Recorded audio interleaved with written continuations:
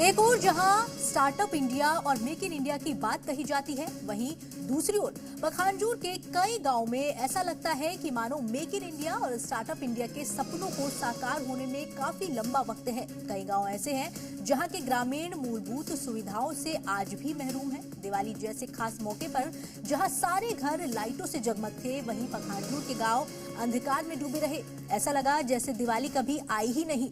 आलम यह है कि यहाँ बच्चे दिए की रोशनी में पढ़ाई करने को मजबूर हैं। आवागमन के साधन के अभाव में बीमार मरीज अस्पताल पहुंचने से पहले ही दम तोड़ देते हैं। ये रिपोर्ट देखिए।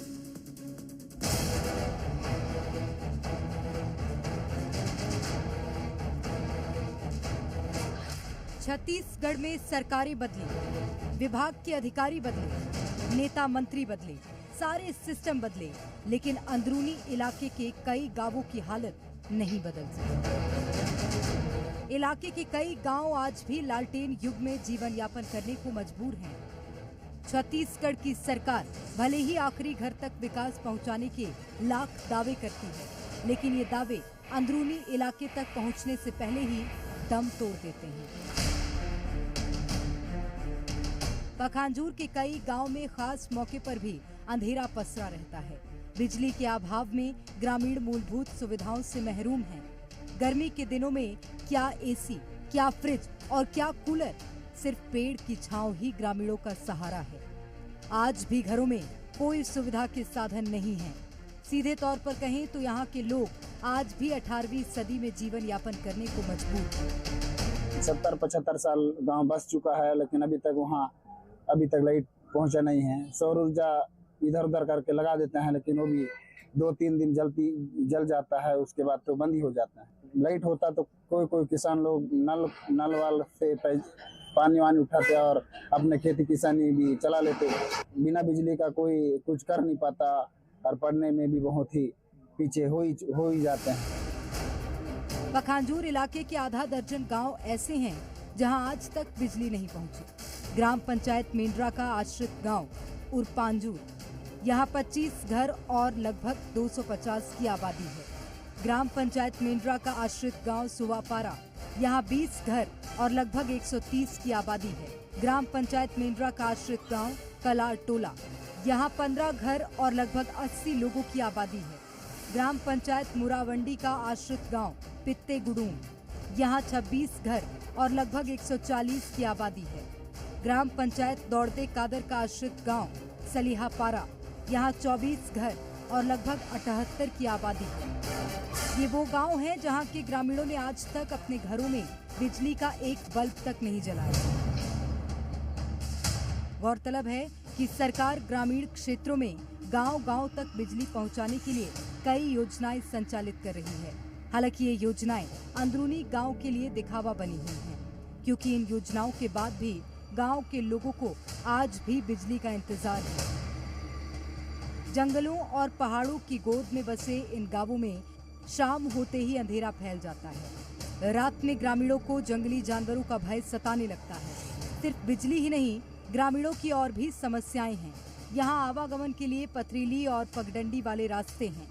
आधुनिक युग में भी पूरे गांव में 1 या 2 लोगों के पास ही मोबाइल है, लेकिन वो भी संचार माध्यम से कोसों दूर। गांव पहुंचने से पहले ही टावर का रेंज खत्म हो जाता है। यहाँ की खेती सिर्फ बरसात के पानी पर निर्भर है। ये उरपांजूर में सालों से बिजली की समस्या है। उरपांजूर मेंढरा पंचायत के आश्रित ग्राम है उरपांजूर, और उस आसपास की सभी गांवों में बिजली लगी, लेकिन एक उरपांजूर ही गांव जहां पर छूटा हुआ है, लेकिन आज तक बिजली नहीं लगा है। अपना ब्लॉक स्तर में जो अधिकारी रहते हैं, सीडीएम, तहसीलदार, बिजली विभाग में भी दिए हैं, लेकिन आज तक वहाँ बिजली के संबंध में कोई कार्रवाई नहीं हो। और लाइट रहता है तो किसान भी बढ़ चढ़ के किसानी करने में हिस्सा लेते हैं, बोर करवाते हैं, लाइट के माध्यम से सिंचाई करवाते हैं, वो सब में प्रभावित हुआ है। इलाके के अधिकांश गांव में विभाग ने बिजली पहुंचा दी है, उसके बावजूद इन गांवों में बिजली पहुंचाना विभाग के लिए टेढ़ी खीर क्यों साबित हो रहा है? बिजली के अभाव में बच्चे अंधेरे में पढ़ाई करने को मजबूर हैं। ऐसे में कैसे बच्चों का भविष्य सुनहरा होगा? कैसे बच्चे अपने भविष्य को गढ़ सकेंगे? गांव में बिजली है, कैसे पढ़ाई करथस? पढ़थस घर में? हैं? दिया जला के। और गांव में बिजली है? कैसे पढ़ाई करते हो तुम? दिया जला के। बिजली चाहता है गांव में बिजली होना चाहिए? जी। अच्छा, काबा होना चाहिए बिजली?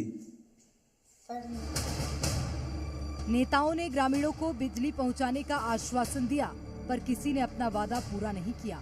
हर बार ग्रामीणों को सिर्फ आश्वासन का झुनझुना ही थमा दिया गया है। अब बीजेपी की डबल इंजन की सरकार है, जिसमें फिर ग्रामीणों की उम्मीदें जागी हैं। निश्चित रूप से जो बचे हुए जो गांव में पारे टोले हजरे कहीं होंगे जिनका विद्युतीकरण काम किया जाना है, उसका बहुत ज्यादा सर्वे वगैरह हो गया है। मैं विद्युत विभाग के अधिकारियों से भी चर्चा करके ऐसी बात करके उसका समाधान हो और कितना क्या लागत प्राकलन वगैरह है, तो आने वाले 2025 तक इन गाँव में विद्युतीकरण पूरा हो, ये हमारा पूरा प्रयास है। ग्रामीणों का सपना आज भी बरकरार है। उम्मीद है कि शायद डबल इंजन की सरकार में कोई इनकी भी सुनेगा और गांव एक दिन रोशनी से जगमगा उठेगा। ऐसा नहीं कि शासन को इन ग्रामीणों की सुध नहीं। विभाग ने कुछ गांवों में बिजली के खंभे जरूर लगा दिए और कहीं सोलर प्लेट लगाकर बल्ब भी लगाए, लेकिन उन बल्बों में रोशनी कभी नहीं आई। अब ग्रामीण चाहते हैं कि उनके गांवों में भी बिजली, पानी जैसी तमाम मूलभूत सुविधाएं पहुंचाई जाएं, जिससे अंधकार से मुक्ति मिले। ब्यूरो रिपोर्ट, जी मीडिया।